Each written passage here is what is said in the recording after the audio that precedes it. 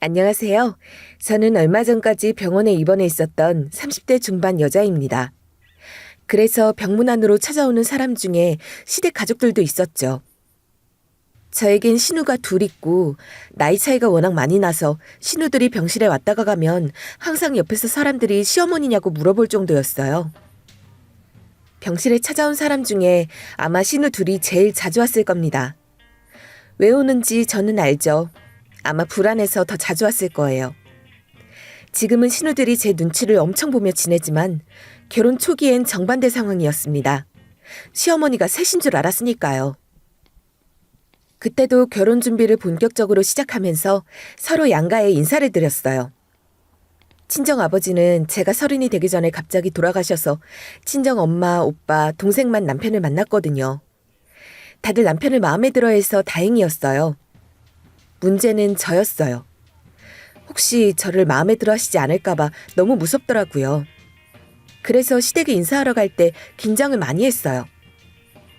남편은 미리 저한테 사실 우리 부모님 연세가 많은 편이셔. 그리고 누나가 2명인데 나보다 다들 나이가 많은 편이야.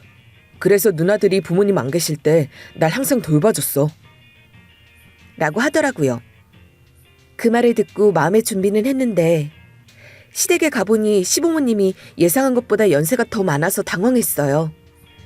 시어머니가 38살에 남편을 낳으셨거든요. 시아버지는 연세가 이미 70을 넘겼고 시어머니도 연세가 70 가까이 되셨어요. 게다가 큰 시누이는 남편이랑 띠동갑이고 작은 시누이는 남편보다 10살 많았어요. 처음에는 큰 시누이가 시어머니고 작은 시누이는 이모인 줄 알 정도였어요. 하지만 시부모님이 손녀처럼 따뜻하게 대해주시고 예뻐해주셔서 경계심이 풀렸어요. 처음 보는 건데도 너무 잘해주셔서 당황스러울 정도였는데요. 이렇게 따뜻한 부모의 정은 처음 느껴봤어요. 상견례 날 시누이들은 나이부터 직장, 연봉, 가정환경 등등 저에 대해 취조하듯이 물어봤고 저를 되게 깐깐하게 봐서 긴장했지만 시부모님이 중간에서 다 말려주셔서 견딜 수 있었어요. 그래서 이런 시부모님이라면 평생 걱정 없이 살아도 되겠다 싶어 결혼을 진행했어요. 결혼한 이후에도 시부모님은 저를 항상 잘 챙겨주셨어요. 특히 며느리 사랑은 시아버지라고 하더니 진짜더라고요. 저는 부모님한테 정을 못 받아서 성격이 무뚝뚝한 편이고 표현에 서툴렀는데요. 시부모님은 제가 뭘 하든 우리 며느리가 최고다.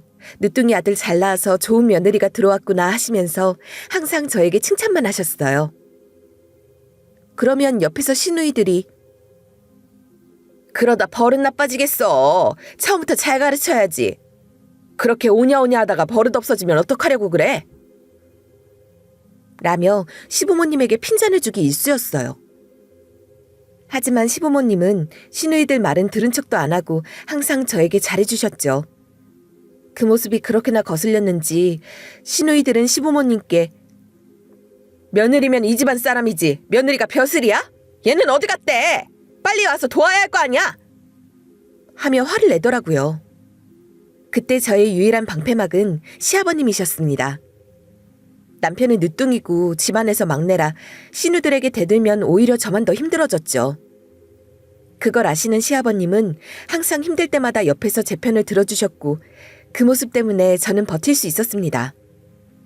시누이들은 자기들끼리 그럼 우리는 새파랗게 어린 올케 두고 일을 해야 하냐며 성질을 냈지만 시부모님이 완강한 태도를 보이셔서 저한테 뭐라고 하진 못하더라고요.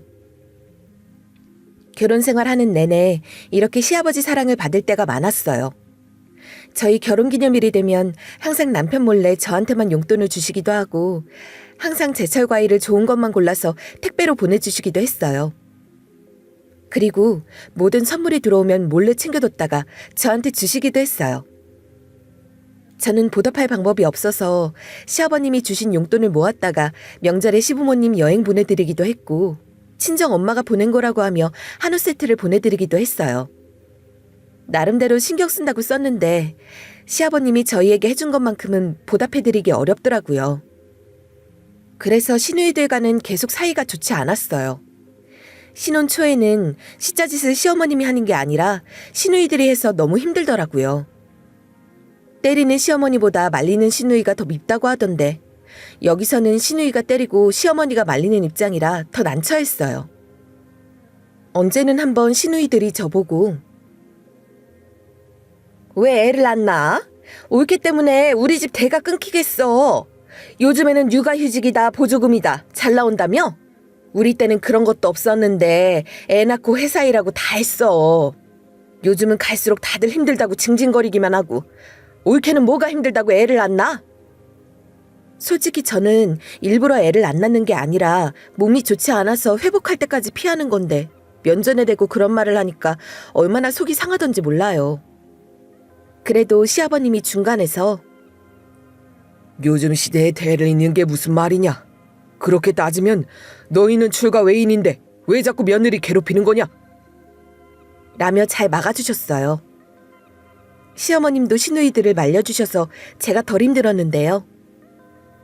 시누이들은 항상 저만 보면 이상하게 으르렁거렸고 시부모님이 중간에서 말려도 들어먹지를 않았어요. 결혼생활 지속할수록 점점 더 시누들이 집안 어른 행세하면서 절 잡아먹지 못해서 안달이었는데요.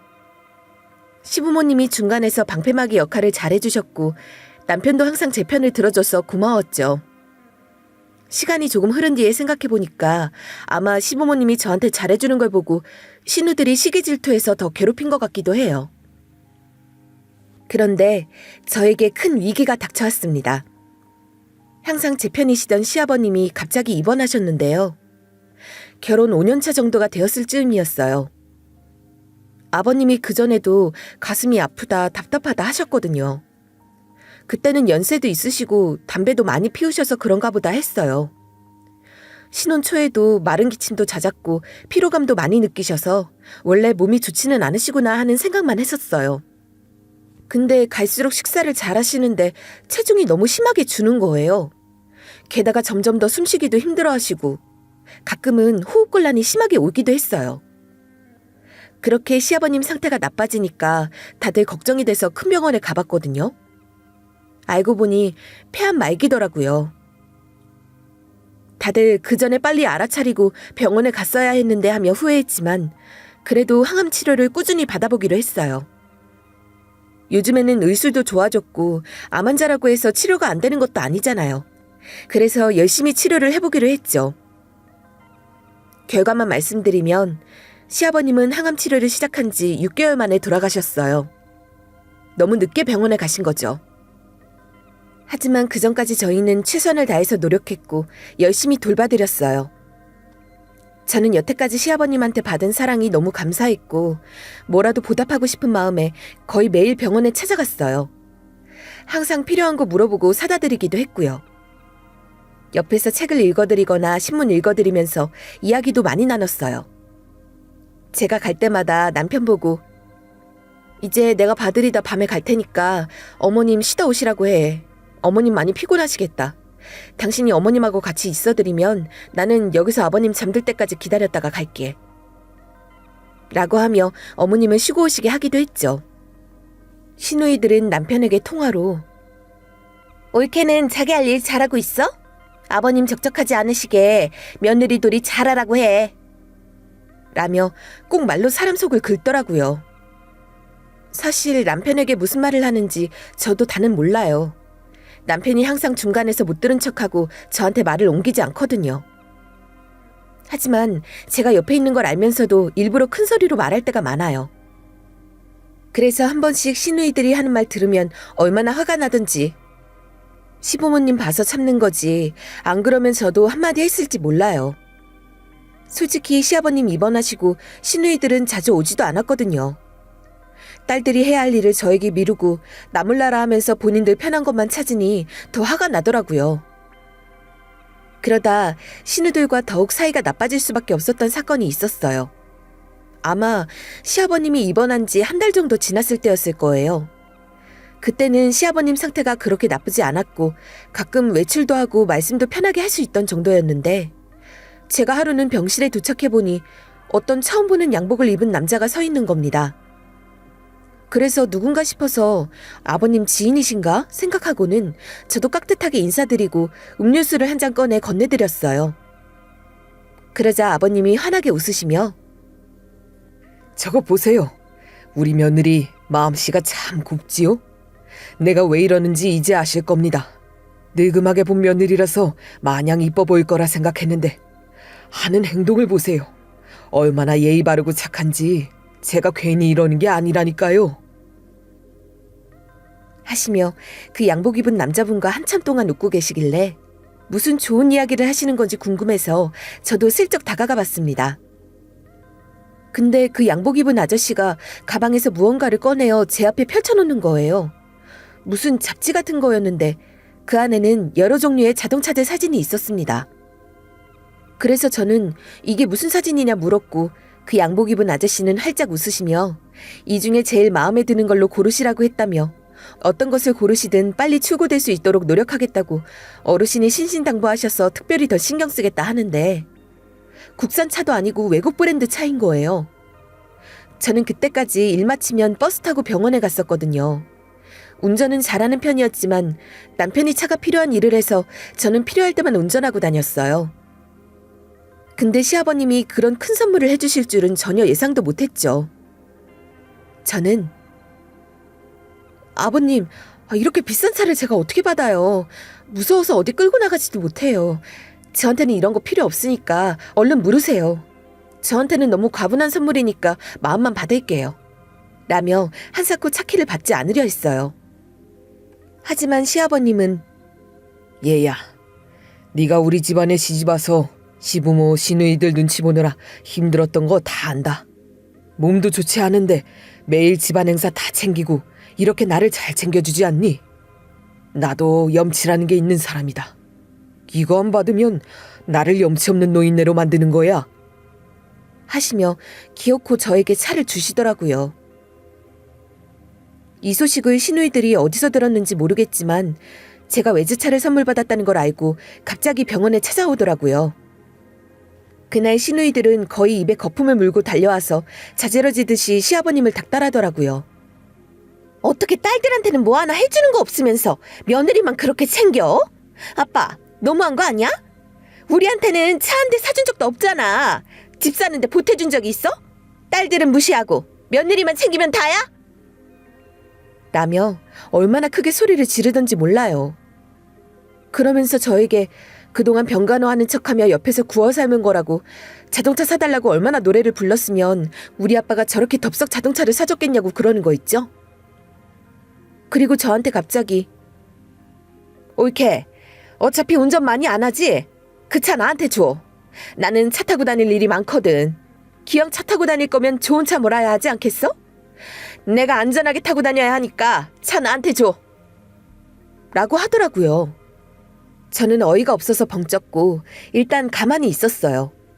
제가 화를 내면 병원이 더 시끄러워질 것 같았거든요. 그리고 주변에서 구경하러 올까봐 빨리 상황을 정리하고 싶었어요.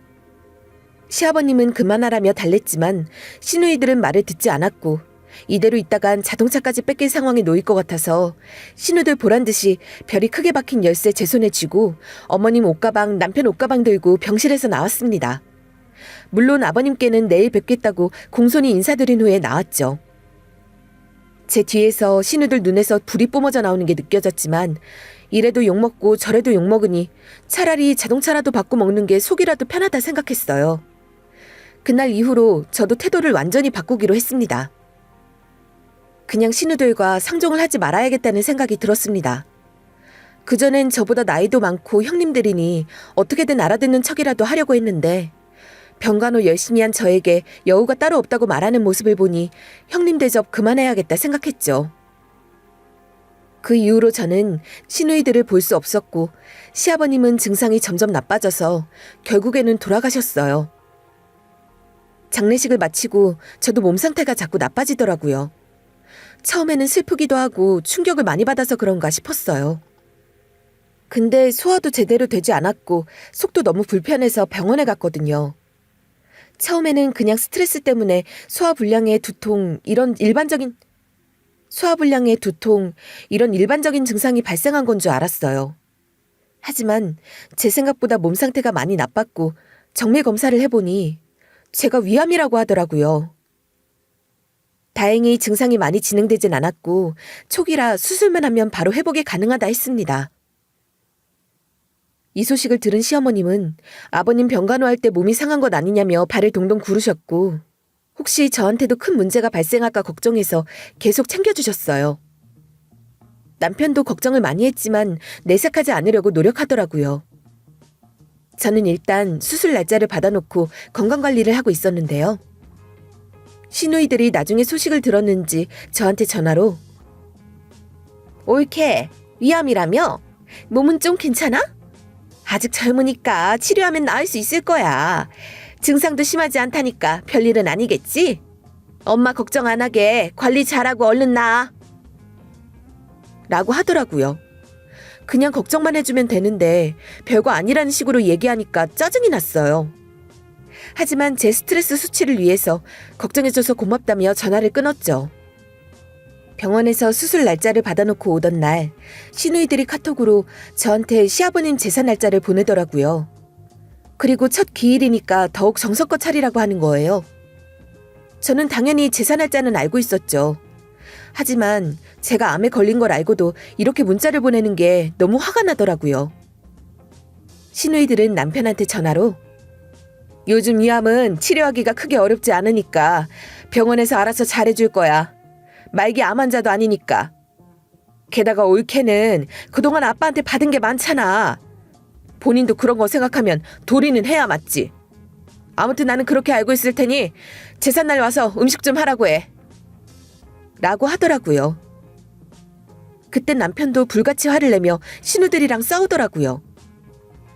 누나들이 이게 환자한테 할 소리냐. 수술 날짜 잡아놓은 사람에게 뭐 하는 짓이냐며 남편이 저렇게 소리를 지르는 모습은 저도 그날 처음 봤어요. 남편은 절대 가지 말라며 신경도 쓰지 말라 하기에 일단 저는 시어머니한테 수술 핑계대고 제사에는 참석하기 어려울 것 같다고 전화를 드렸어요. 사실은 수술 날까지 여유가 꽤 있어서 제사 참석하는데 큰 문제가 없기는 했어요. 그래도 시누이들이 저한테 하는 행동이 너무 심해서 도저히 참석하고 싶지는 않더라고요. 마음이 꺼림칙하긴 했지만 그때까지는 안 가는 게 맞겠다는 생각이 들었어요. 제가 시어머니한테 어머님 어떡하죠? 수술이 잡혀서 아버님 첫 제사 때는 참석하기 힘들 것 같아요. 아버님 첫 기일인데 직접 음식해서 올려야 하는데 어머님 혼자 하시기도 힘드실 거고요. 라고 말씀드리니까 시어머니는 너는 제사든 집안일이든 뭐든 신경 쓸 거 하나도 없다. 수술 걱정이나 하렴. 말이 쉽지 수술 받는 게 어디 보통 일이겠어?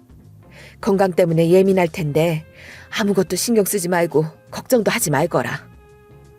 라며 저를 위로해 주셨어요. 역시 시댁 식구들 중에 제 편은 시어머니밖에 없더라고요. 시어머니는 건강이 우선이니까 다른 건 다 무시하라고 하셨어요. 시누이들과 다르게 시어머니가 이렇게 저를 걱정해 주시는데 제삿날 집에 가만히 있으려니 양심에 찔리겠더라고요. 생전에 시아버님이 저에게 잘해주셨던 것도 생각이 많이 났어요. 회사 다니고 병원 다닐 때마다 아버님이 저한테 선물해준 차를 타고 편하게 다니는데 제가 이렇게 가만히 앉아있을 순 없겠다는 생각도 들었어요. 그렇게 혼자 고민하다가 제사 전날 가서 음식 준비만 해놓고 오기로 타협을 봤어요. 남편은 저한테 당신 마음은 알겠는데 암 환자가 무슨 음식 준비를 해. 몸부터 생각해야지. 당신도 아프면 아버지가 얼마나 슬퍼하시겠어? 힘든 몸 이끌고 제사상 차려드리면 아버지가 좋아하시겠어? 라며 불같이 화를 냈어요. 남편은 연애할 때부터 결혼한 이후까지 저한테 크게 화를 냈던 적이 없어요. 오죽 걱정되면 화를 낼까 싶은 생각도 들었지만 저는 제 생각을 굽히지 않았어요. 저는 남편 보고 나 걱정하는 마음 다 알아. 혹시 잘못되면 어떡하나 그런 마음인 거지? 그래도 아버님 첫 기일이니까 수술까진 여유도 있고 제사 참석까진 아니더라도 전날 어머님이랑 장이라도 봐오고 재료 손질이라도 하고 오는 게 나도 마음이 편할 것 같아. 라며 이야기를 하자 남편은 한숨을 쉬더니 알았다고 하더군요. 그럴 수밖에 없었던 게 어머님이 처음 해보는 제사였어요. 그동안 시댁은 아버님, 어머님 두 분이서 맞벌이를 해오셨기에 집안에 제사가 단 한 번도 없었습니다. 이전에 아버님 기일이 오면서 처음 제사를 하게 된 거죠. 그래서 신우들도 더 득달같이 이번 제사만 노려보고 있었던 거고요.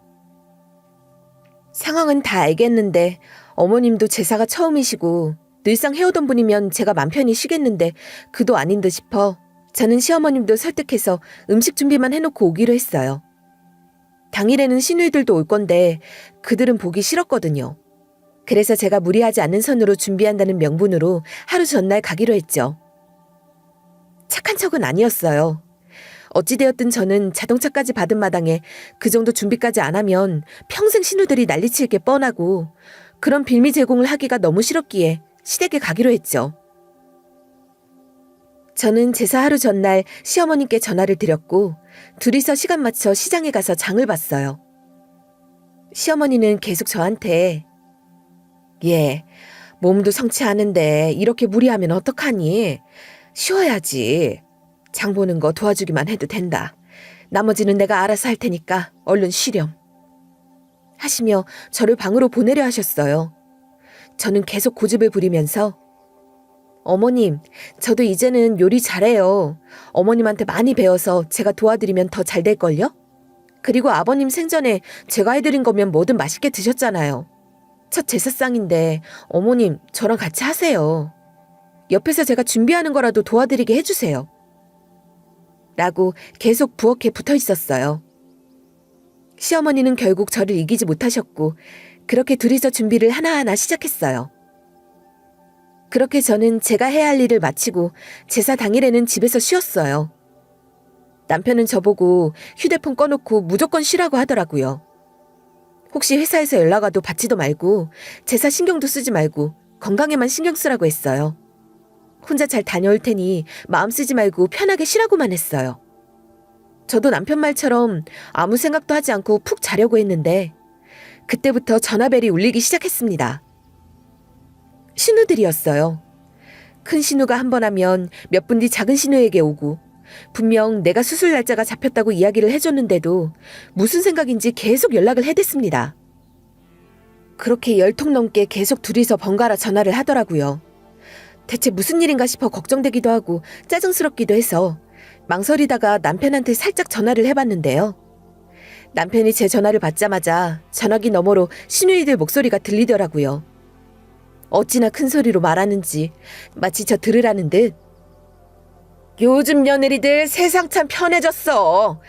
어디 시아버지 제사 지내는데 얼굴도 안 내비쳐? 그래도 첫 기일인데 음식 준비 조그마한 걸로 대충 때우려는 거야 뭐야? 진짜 내가 결혼했을 때랑은 달라도 너무 다르다. 이게 다 아빠 때문이야. 아빠가 오냐오냐 해줬으니 저렇게 버릇이 잘못 들었지. 자동차 사주면 뭐해? 제사밥도 못 얻어 드시는데. 완전 여유가 따로 없다니까. 뽑아먹을 거 다 뽑아먹고 말이야." 라며 큰 소리로 저 들으라고 계속 같은 말만 반복했어요. 그 소리를 들으니 역시나 싶었습니다. 내가 저런 소리 대놓고 듣기 싫어서 그냥 전날 가서 해놓고 온 것뿐이었는데 자동차 하나로 몇 년째 당하는 것도 지겹고 어차피 전날 음식은 다 해놨으니 기왕 이렇게 욕먹을 거면 내가 직접 가서 상대해야겠다 생각이 들더라고요. 진짜 여우짓이 어떤 건지 내가 보여줘야겠다 생각이 들었고 거울을 보니 생각보다 제 얼굴이 너무 준수해 보였기에 자리에서 일어나 저는 시댁에 가기 위한 준비를 단단히 했습니다. 화장실로 달려가 거울 앞에 섰을 때 제 손에는 로션 하나도 없었지만 상관없었어요. 그냥 얼굴을 말끔히 씻었죠. 왼쪽 눈썹은 절반밖에 남지 않았지만 그 정도는 신경 쓰지 않았습니다. 중요한 건 제가 지금 보여주고 싶은 모습이었으니까요. 물로 얼굴을 깨끗하게 씻고 나서 거울을 보니 거기에 제가 원하는 바로 그 모습의 여자가 있더라고요. 어쩌면 그동안 한 번도 보지 못했던 제 진짜 모습이었을지도 모르겠어요. 그 몰골 그대로 시댁으로 향했습니다. 현관벨을 누르자마자 남편이